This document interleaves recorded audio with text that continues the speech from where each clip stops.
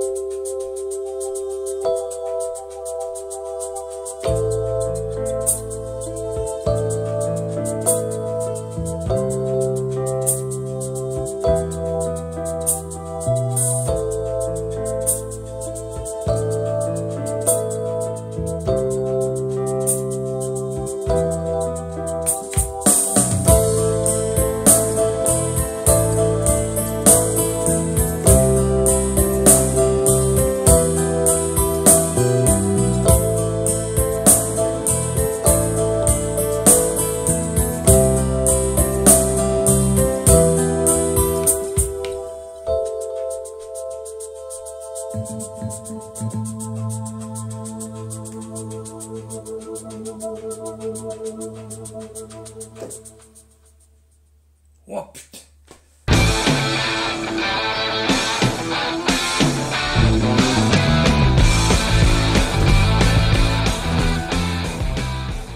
Coucou tout le monde, c'est Steph pour sa nouvelle vidéo. Alors c'est une spéciale vinyle sur une convention que j'avais faite je sais plus si c'était début février.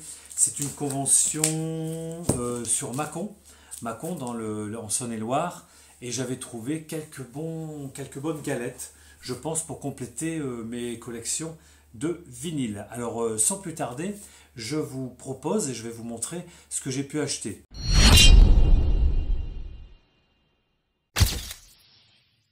Il y a de la BO, il y a du rock, un petit peu peut-être hard rock. Je n'ai pas re-regardé ce que j'allais vous montrer. J'en ai une petite dizaine, 8, 15 même. Et puis voilà, vous allez voir un petit peu ce que j'ai déniché, ce que j'ai pu trouver pour ma collection personnelle. Alors, je vais commencer par les BO. Alors, je ne les ai pas classés. J'espère que ça sera ça. J'enlève les pochettes. Voilà, pour celui-là, je me rappelle, j'avais acheté 10 €. J'ai dit ça pour 10 €. J'ai pris donc la BO du Gremlins, hein, le premier. Alors, il y a du Various, Michael Sambello, Quaterflash, Peter Gabriel. Sur la face 2, on a Jerry Goldsmith, bien sûr. Là, donc, c'est pas le score complet, j'imagine, mais l'état était vraiment pas mal pour 10 balles.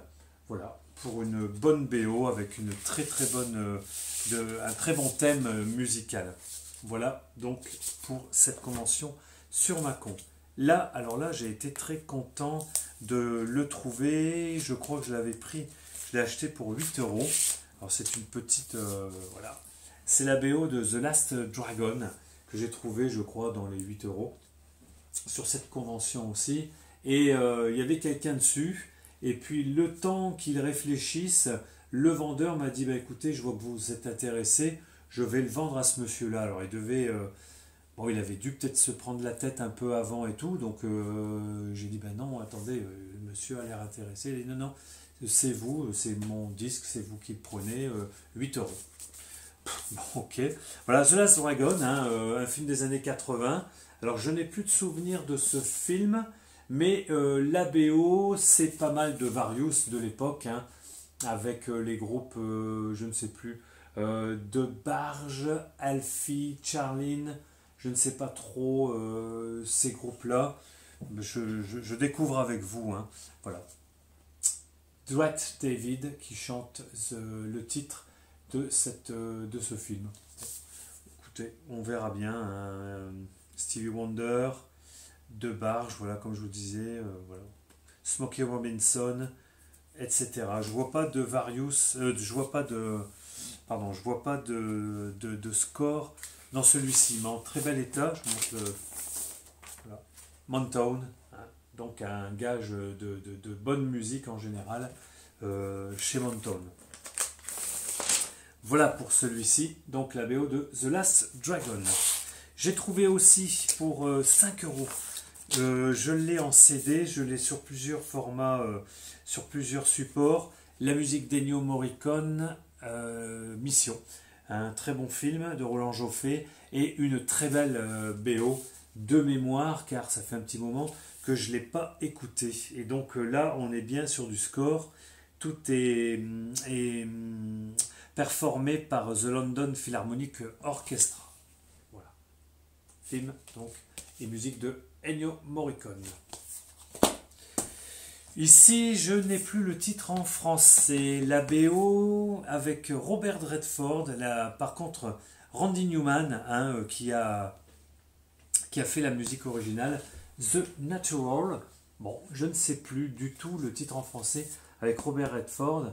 Et donc là, c'est le score, mais composé par Randy Newman. Donc Randy Newman, j'adore cet auteur, compositeur, interprète. Ok.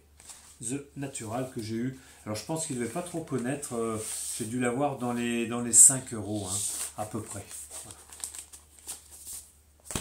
Donc maintenant, alors si les BO sont finis, j'ai quelques vinyles à vous proposer.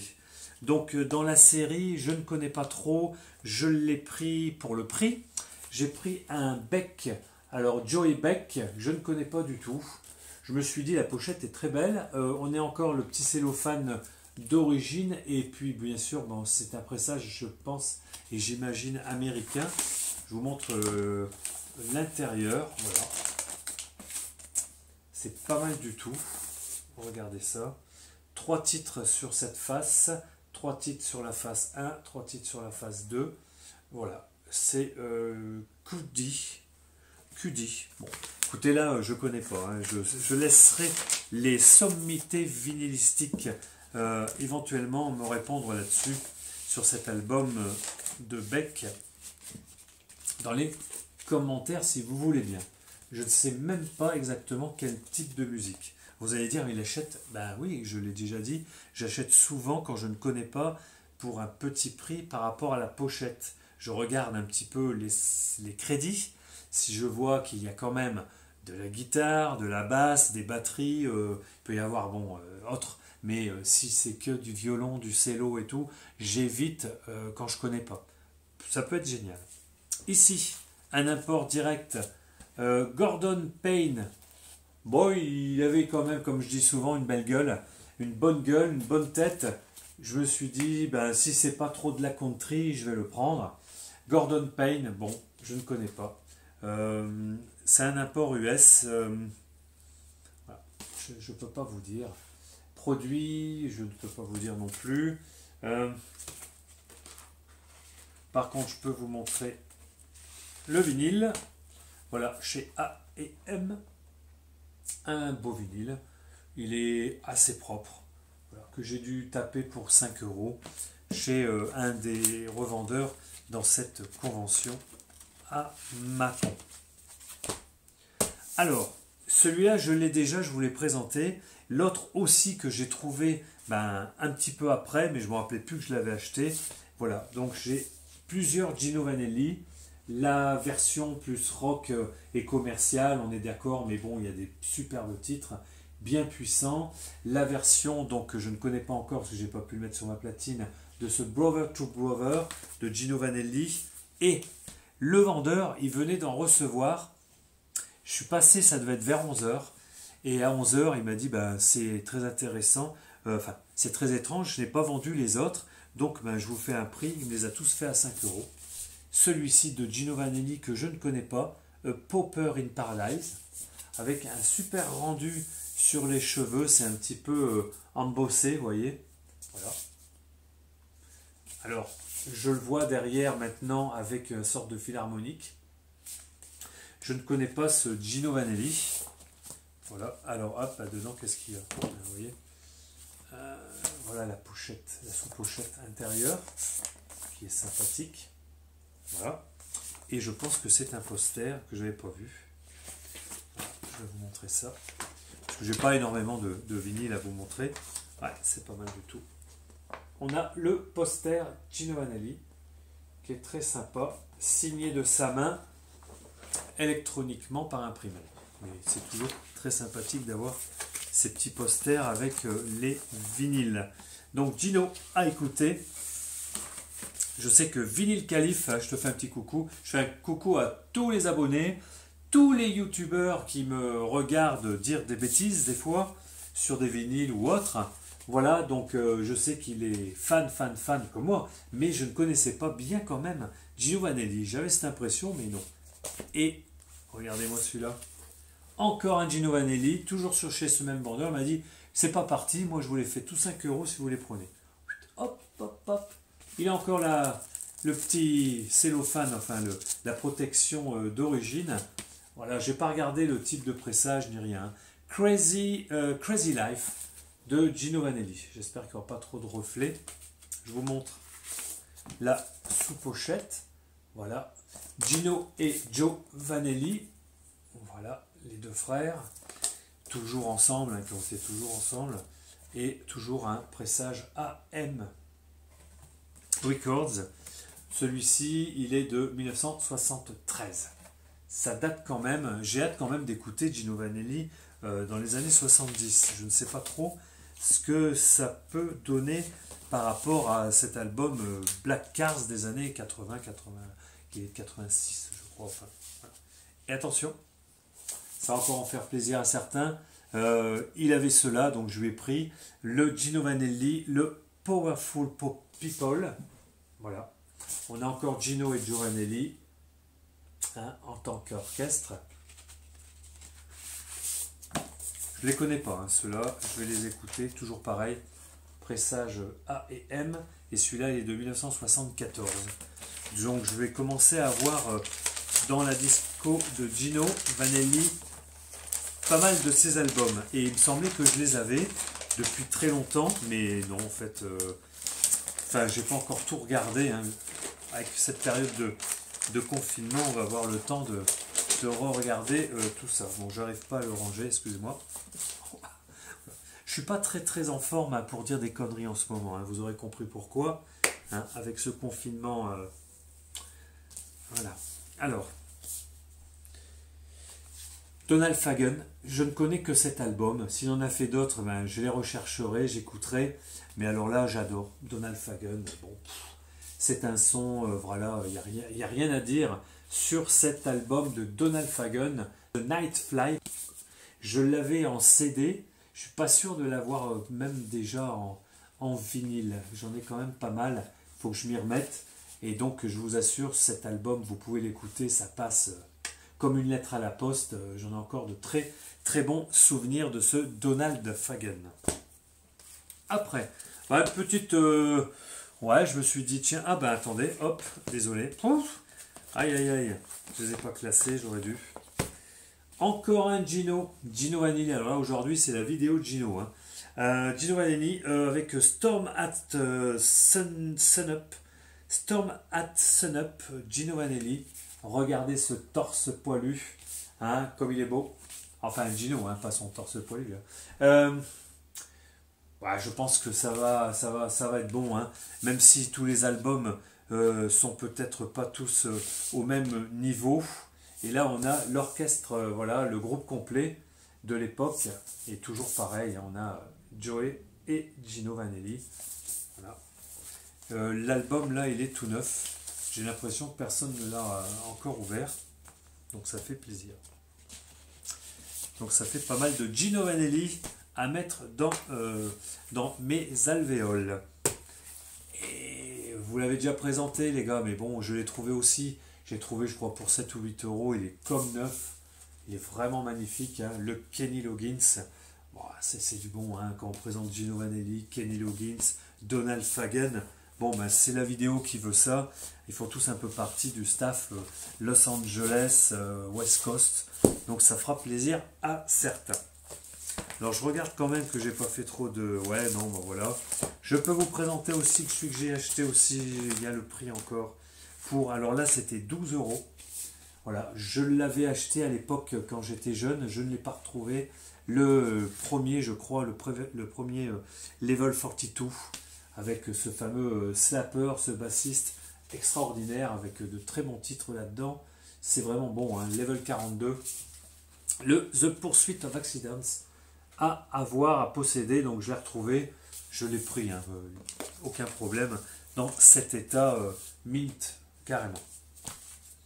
Après, Europe, The Final Countdown, bon, un titre, un album, hein, le 33 tours, le vinyle complet, là il est à 6,50 $, je ne sais pas, je ne peux pas vous dire si c'est un pressage, regardez, il est encore avec sa petite pochette, vous voyez, plastique, de protection, tout neuf, hein. Voilà. Europe, peut-être le seul à avoir, je sais pas, hein. Europe, Rock FM, bon, j'aime bien, mais je connais pas Europe en dehors de cet album, hein. Sorti chez Epic. Qu'est-ce que je peux dire? Ouais, ça va être un pressage américain. Ouais, 86. CBS Epic. Bon, je ne peux pas vous en dire plus. En faisant cette vidéo, parce que j'ai un peu le temps là aujourd'hui, je me suis dit, allez,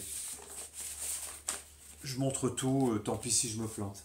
Europe, Final Countdown, et qui a été joué sur la platine de Monsieur Vinyle il y a un jour ou deux, dans les journées, les semaines du vinyle qu'il nous fait sympathiquement sur sa chaîne. Les deux derniers que j'ai à vous présenter de cette convention à Mâcon, le Peter Green, pas mal du tout, hein. Celui-là, j'ai pu l'écouter, mais c'est là que je me suis aperçu que j'avais des problèmes de réglage de son, etc. Donc j'ai vite arrêté. Donc Peter Green In the Skies, un gatefold cette fois-ci. Il est de, je ne sais pas quelle année il est, 79. J'ai écouté 3-4 morceaux, c'est quand même assez bluesy et j'aime bien, c'est assez calme. Alors je n'ai pas écouté tout l'album, hein. Voilà, le Peter Green, j'aime bien. Et le dernier, ben, c'est le seul qui sera dans le style rock bien péchu, hard rock. C'est une compilation que j'ai acheté 8 euros. Je l'avais à l'époque, quand j'étais bien jeune, je l'avais aussi acheté, mais je ne l'ai plus retrouvé. Donc je l'ai repris, quand j'ai vu la pochette, j'ai dit je l'avais. Donc je l'aurais pris à ce disquaire, voilà, dans cette convention. Le Monsters of Rock, avec des titres extraordinaires, hein, comme Rainbow, Stargazer, Scorpions, Loving You Sunday Morning, Another Piece of Meat pour Scorpion, Saxon, Backs to the Wall, etc. Donc très bon, April Wine et j'en passe. Bon là, ça, c'est du bon, de la bonne compile de hard rock. Voilà, donc c'était la dernière présentation pour ce petit vinyle. J'espère que ça vous a plu. Excusez-moi si j'ai pas tout regardé ce que j'ai acheté. Vraiment, il y a des fois où en ce moment c'est pas facile à gérer entre les enfants qu'il faut faire l'école et puis voilà, ça fait beaucoup de choses à faire. On se sent en vacances. Enfin, quand je dis en vacances, je suis à l'arrêt, mais j'ai l'impression de travailler plus pour mon employeur que quand je travaillais. Enfin bon, c'est une impression, hein. Mais je travaille quand même, je suis branché et je regarde un petit peu les prochaines semaines comment ça va faire. Eh bien, je vous souhaite de passer une bonne journée. Attention, le bon confinement, les bons gestes barrières. Et comme j'ai déjà dit dans la vidéo précédente et celle d'avant, faites attention quand vous sortez. C'est anxiogène, voilà ce que je peux dire, hein, on l'aura bien compris. Alors, je vous fais la bise. Ciao, bye, à bientôt, ciao.